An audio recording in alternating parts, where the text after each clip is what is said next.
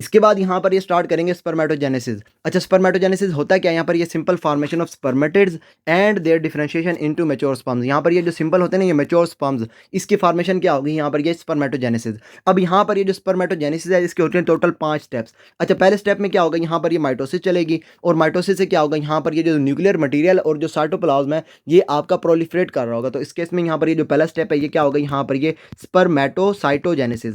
अच्छा, इसके बाद जो दूसरा स्टेप है, उसमें क्या होगा? यहाँ पर ये मियोसिस चलेगी और मियोसिस से क्या होगा? यहाँ पर रिडक्शन होगी। तो जो दूसरा स्टेप होगा वो आपका होगा रिडक्शन वाला। अच्छा, जो थर्ड स्टेप है उसमें क्या होगा? यहाँ पर ये जो है ना, ये डिफरेंशिएशन चल रही होगी और डिफरेंशिएशन कौन सी होगी? यहाँ पर ये स्पर्मियोजेनेसिस। तो इसमें आपने याद रखना है, यहाँ पर ये जो थर्ड स्टेप है ये क्या होगा? स्पर्मियोजेनेसिस। जो फोर्थ स्टेप है उसमें क्या होगा? एक्सट्रूजन होगी स्पर्म्स की, तो उसको हम कहेंगे यहाँ पर ये स्पर्मिएशन। और जो लास्ट वाला स्टेप है उसमें क्या होगा? यहाँ पर ये जो स्पर्म्स है इसकी हो रही होगी मैच्योरेशन। अच्छा, यहाँ पर ये पांचवा स्टेप क्या होगा? मैच्योरेशन। अब ये मैं आपको स्टार्ट में इसलिए बता रहा हूँ क्योंकि ये जो पहले 4 स्टेप्स हैं ये कहाँ पर होंगे? टेस्टिस में होंगे। और यहाँ पर ये जो मैच्योरेशन वाला स्टेप होता है ये कहाँ पर होता है? टेस्टिस में नहीं होता, ये आपकी जो एपिडिडिमस है वहाँ पर ये चल रहा होता है। तो ये आपने अभी से याद रख लेना है कि जो मैच्योरेशन ऑफ स्पर्म्स है वो कहाँ पर होगी?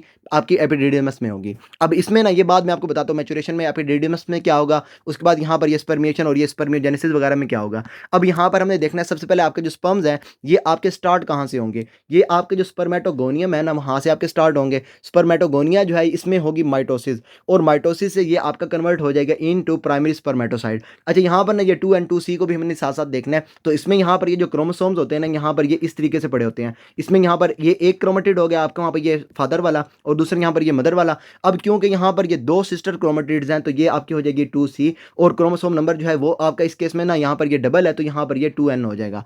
अब इसके बाद यहाँ पर क्या होगा? यहाँ पर चलेगी माइटोसिस और माइटोसिस से आपको पता है यहाँ पर जो न्यूक्लियर मटेरियल है ये आपका हो जाएगा डबल। तो इस केस में क्या होगा? यहाँ पर ये इस तरीके से ना, यहाँ पर ये क्रोमेटिड्स जो हैं ये आपके इस तरीके से ना डबल हो जाएंगे। अब इसमें आपने देखना यहाँ पर एक एक क्रोमेटिड था, इसमें क्या हो रहा है? यहाँ पर ये दो दो क्रोमेटिड्स हैं तो ये टोटल कितने हो जाएंगे? यहाँ पर 4 क्रोमेटिड्स। और जो न्यूक्लियर मटेरियल है ये आपका अभी भी डाइप्लॉइड है। अब इसमें क्या, यहाँ पर न्यूक्लियस जो है उसने प्रोलिफरेट कर लिया, लेकिन जो आप कह रहे हैं यहाँ पर ये क्रोमोसोम्स वगैरह वो आपके डाइप्लॉइड ही हैं। अब इसके बाद क्या होगा? यहाँ पर ये आपकी चली हमारे यहाँ पे ये माइटोसिस रेप्लिकेशन हुई। माइटोसिस के बाद क्या होगा? यहाँ पर चलेगी मियोसिस और मियोसिस में क्या होगा? यहाँ पर ये जो है ना ये इस तरीके से ना अलग अलग हो जाएंगे। यहाँ पर ये इधर ये ऊपर आ गए और ये वाला आपके जो है ना ये नीचे आ गया। अब इसमें आपने देखना यहाँ पर जो है ये क्रोमेटिड्स कितने हैं? यहाँ पर ये 2 क्रोमेटिड्स हैं। एक आपका ये वाला क्रोमेटिड हो गया, दूसरा ये वाला क्रोमेटिड हो गया, तो 2C हो गया इसमें। और यहाँ पर जो न्यूक्लियर मटेरियल है ये आपका हाफ हो गया है।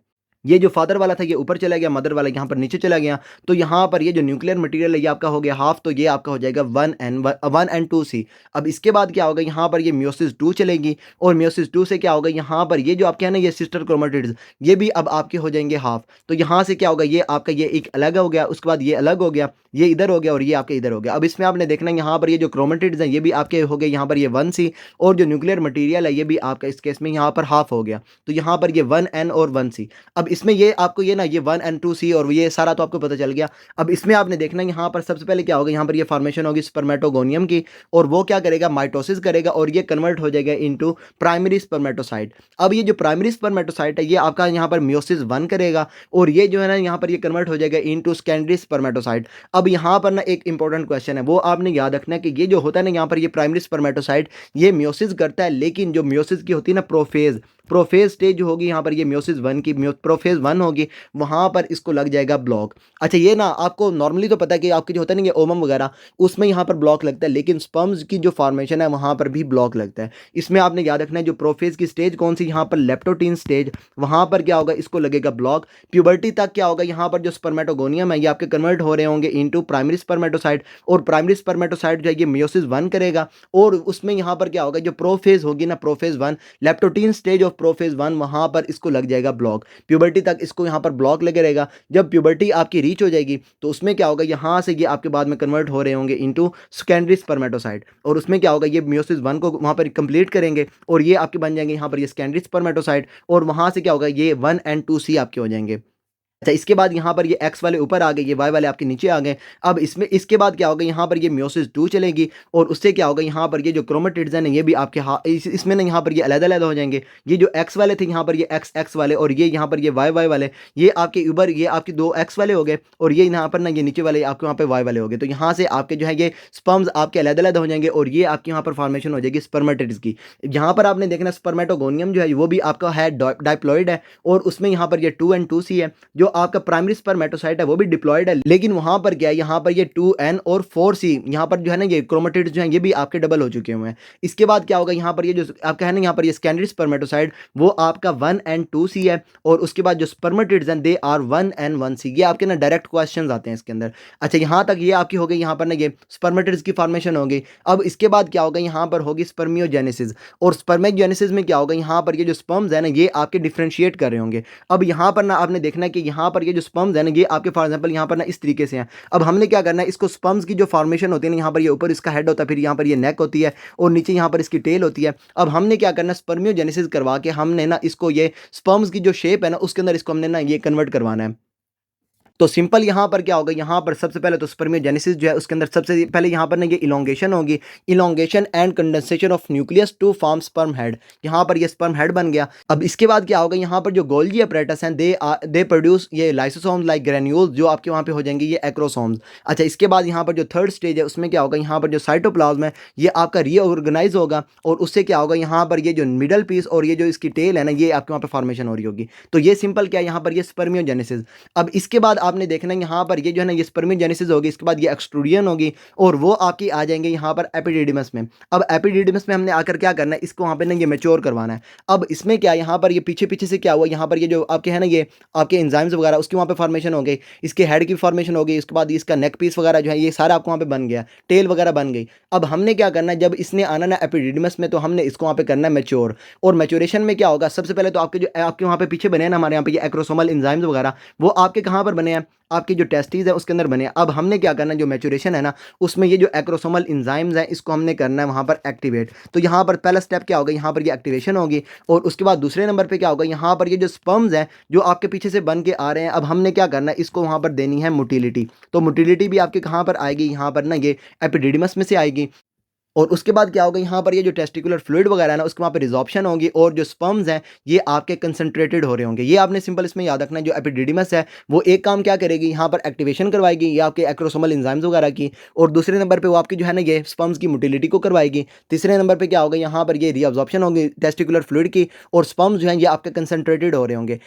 और चौथा काम क्या होता है, यहाँ पर ये जो स्पर्म हेड है ना उसके अंदर ये जो नेगेटिव चार्ज है वो आपका इंक्रीज होता है और उससे क्या होता है, यहाँ पर जब ये बाद में जाके ओवम के साथ फर्टिलाइजेशन करेंगे ना तो जो ओवम है उसकी जो बाहर वाली लेयर होती है वो आपकी होती है जोना पेलिसोइडा। तो उसके ऊपर होता है यहाँ पर ये पॉजिटिव चार्ज और ये जो स्पर्म्स हैं जब इसके ऊपर होगा नेगेटिव चार्ज तो ये जाके ना उसके साथ ना यहाँ पर ना अटैच हो रहे होंगे सही तरीके से। तो ये आपने सिंपल इसमें याद रखना है, जो मैच्योरेशन है उसके अंदर ये चार चीज़ें होंगी और उसमें आपने ना दोबारा से याद रखना है कि ये जो मोटिलिटी है, मोटिलिटी आपके जो टेस्टिस है ना वहाँ पर नहीं होगी। मोटिलिटी कहाँ पर आकर होगी, आपकी जो एपिडिडिमस है वहाँ पर आके जो मोटिलिटी है ना ये आपकी रीच होगी। इसमें आपने याद रखना है यहाँ पर ये जो मिडल पीस है ये आपका कहाँ पर बन रहा है, ये आपका जो है ना ये M for middle piece, M से यहाँ पर ये माइटोकॉन्ड्रिया और एम से ही यहाँ पर ये मोटिलिटी। यहाँ पर ये जो माइटोकॉन्ड्रिया वगैरह जो है ना जो आपका मिडल पीस वगैरह बन रहा है ये आपका टेस्टिस के अंदर बन रहा है, लेकिन जो मोटिलिटी है ये आपकी कहाँ पर हो रही है, आपकी जो एपिडिडिमस है वहाँ पर हो रही है। ये मैं आपको दोबारा से इसलिए बता रहा हूँ क्योंकि ये क्वेश्चन आता है कि जो मोटिलिटी है ये स्पर्म्स के अंदर कहाँ से आती है। तो वो वहाँ पर ना जो स्टूडेंट्स जो हैं कहते हैं क्योंकि स्पर्म्स ये टेस्टिस के अंदर बन रहे हैं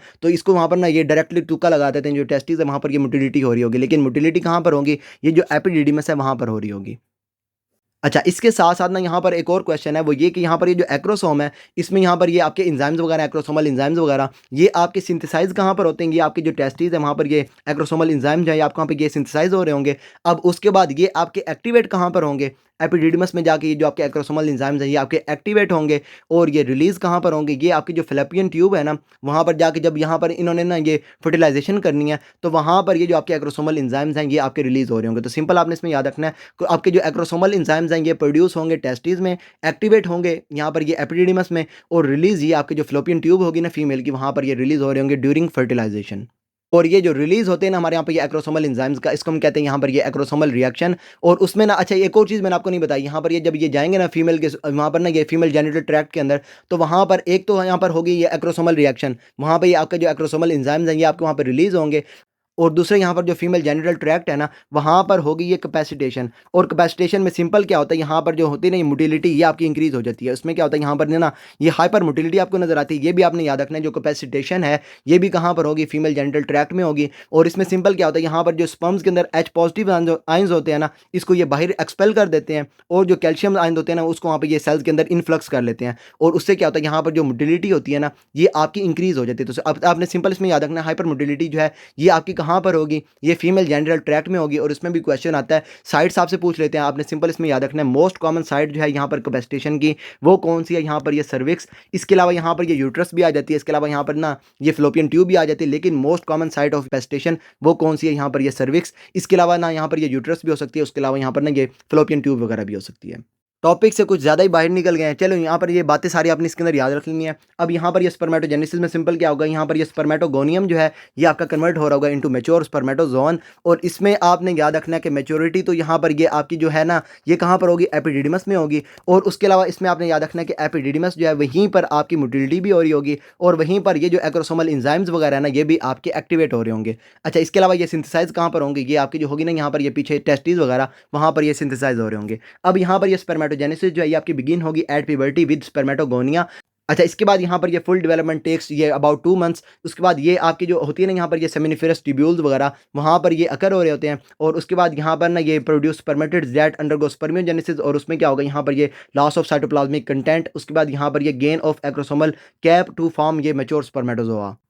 और बाकी यहाँ पर ना मैंने आपको ये सारे स्टेप्स भी बता दिए। आपने वहाँ पर ये मैच्योरेशन वाले भी याद रख लेने हैं कि यहाँ पर ये जो मैच्योरेशन है ये आपकी होगी आपकी जो है ना ये एपिडिडिमस में होगी। और उसमें क्या होगा, यहाँ पर ये इंक्रीज ऑफ नेगेटिव चार्ज होगा। दूसरे नंबर पे आपके जो एक्रोसोमल एंजाइम्स हैं ये आपके एक्टिवेट होंगे। तीसरे नंबर पे यहाँ पर ये मोटिलिटी होगी, स्पर्म्स की मोटिलिटी। दोबारा से बता रहा हूँ, ये स्पर्म्स की जो मोटिलिटी है ये टेस्टिस में नहीं होती, ये एपिडिडिमस में होती है। और उसके बाद क्या होगा, यहाँ पर ये रीअब्जॉर्प्शन ऑफ ये testicular fluid and concentration of sperms जो है ये आपके यहाँ पर हो रहे होंगे।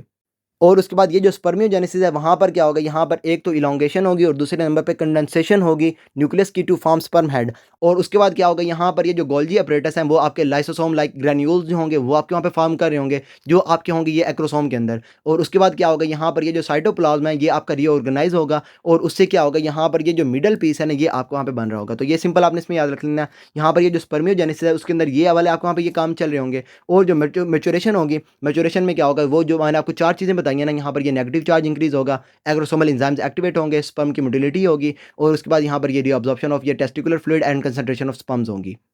अच्छा, इसके अलावा ये चीज़ मैंने आपको नहीं बताई कि ये जो है ना ये प्यूबर्टी पे ही बिगिन क्यों होंगे। इसमें क्या होता है, जो सेक्स कॉर्ड्स होती हैं ना टेस्टिस के अंदर, उनके अंदर ना वहाँ पर ल्यूमेन नहीं होता। ल्यूमेन जो है ये आपकी प्यूबर्टी पे आके जो है इसके अंदर वहाँ पर डेवलप होता है। तो जो सेक्स कॉर्ड्स होंगी वो प्यूबर्टी पे जाकर जो है ना उसके अंदर वहाँ पर ये ल्यूमेन बनेगा। और उससे क्या होगा, जैसे ही उसके अंदर ये ल्यूमेन बन जाएगा तो वो आपके हो जाएंगे यहाँ पर ये सेमिनिफेरस ट्यूब्यूल्स। तो जैसे ही ये सेमिनिफेरस ट्यूब्यूल्स आपके वहाँ पे बन जाएंगे तो वहाँ से जो है ये स्पर्मेटोजेनेसिस आपकी स्टार्ट हो जाएगी।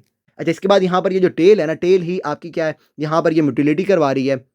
और ये जो टेल की मोटिलिटी है ये आपकी इंपेयर हो जाती है इन सिलियरी डिस्काइनेजिया, या उसके अलावा यहाँ पर ये कार्टेगनर सिंड्रोम। ये सिंपल ना आपकी जो सीलियाज है ना उसकी ये प्रॉब्लम्स हैं। सिलियरी डिस्काइनेजिया, सिलियरी की वहाँ पर जो है ये मूवमेंट वगैरह नहीं हो रही, या फिर जो पेशेंट उसके अंदर ये कार्टेगनर सिंड्रोम है तो उस केस में क्या होगा, यहाँ पर ये सीलियाज की बीटिंग वगैरह सही से नहीं हो रही होगी। और उसमें क्या होगा, यहाँ पर ये जो टेल है ये आपकी जो है ना ये मोबाइल नहीं होगी, टेल की जो मोबिलिटी है ना ये आपकी इंपेयर हो जाएगी। और उससे क्या होगा, यहाँ पर जो पेशेंट है उसके अंदर ये इनफर्टिलिटी आपको नजर आ रही होगी। क्योंकि आपको पता है ये जो स्पर्म्स है ना इन्होंने बड़ी यहाँ पर ना ये स्पीड के साथ ट्रैवल करके जाना होता है। जब आपकी यहाँ पर ये जो टेल है यही आपके वहाँ पे मूव नहीं कर रही, मोटिलिटी ही नहीं है, तो आपके जो पेशेंट उसके अंदर ये इनफर्टिलिटी आपको नजर आ रही होगी। तो ये 2 चीज़ें आपने इसमें याद रख लेंगे। इसमें क्या होगा, यहाँ पर जो टेल है ना टेल की मोटिलिटी यहाँ पर इंपेयर होगी। इसके बाद जो टेल की मोटिलिटी है ये जब पेशेंट जो है ना उसके अंदर वहाँ पर होता है ना ये सिस्टिक फाइब्रोसिस, तो वहाँ पर जो टेल की मोटिलिटी है ये आपकी नॉर्मल होती है। लेकिन जो पेशेंट है उसके अंदर वहाँ पर ना ये वाज डेफरेंस नहीं होता, तो उसकी वजह से क्या होता है, यहाँ पर जो स्पर्म्स हैं वो आपके स्टोर नहीं होते, एब्सेंट वाज डेफरेंस। और यही आपके वहाँ पर ये रीज़न होती है फॉर आवर इनफर्टिलिटी।